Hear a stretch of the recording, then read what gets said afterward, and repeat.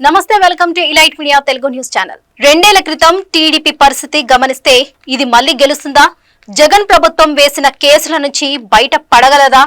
నేతల ప్రజల్లోకి వెళ్లగలరా అనే అనుమానాలు క్యాడర్ ను భయపెట్టేవి. పార్టీకి గంభీరమైన నాయకత్వం ఉన్న క్యాడర్ లో ఆత్మవిశ్వాసం కొంతమేర తగ్గినట్టే అనిపించింది.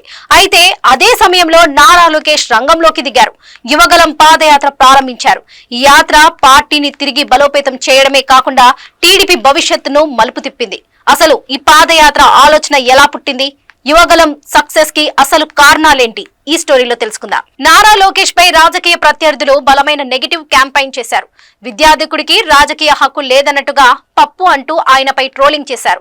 చిన్న మాట తడబడినా సోషల్ మీడియాలో వైరల్ చేయించేవారు. అలాంటి సమయంలో నారా లోకేష్ యువగలం యాత్రను మొదలుపెట్టారు. ప్రజల్లో ప్రత్యక్షంగా మమేకమయ్యేందుకు ఆయన తీసుకున్న ఈ నిర్ణయం టీడీపీ క్యాడర్ లో ఉన్న సందేహాలను పూర్తిగా తొలగించింది. ఈ పాదయాత్రను అడ్డుకోవడానికి జగన్ సర్కార్ ఎన్నో ప్రయత్నాలు చేసింది. ఇంటెలిజెన్స్ పోలీసులు, వైసీపీ సోషల్ మీడియా టీం 1000 మంది పైగా ఎప్పటికప్పుడు పర్యవేక్షణలో ఉంచారు.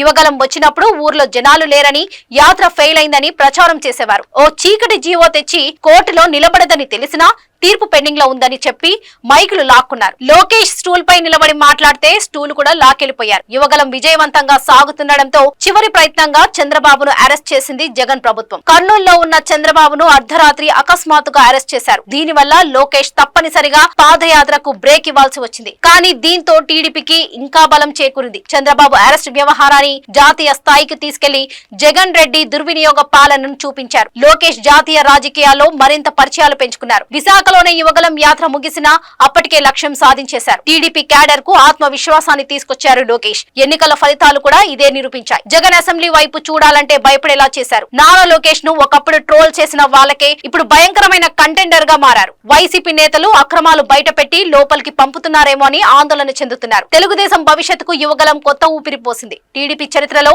యువగలం పాదయాత్రకు ప్రత్యేక స్థానం ఉంటుందని, పార్టీని ముందుకు నడిపించేదిగా ఈ ఉద్యమం నిలుస్తుందని విశ్లేషకులు అభిప్రాయపడుతున్నారు.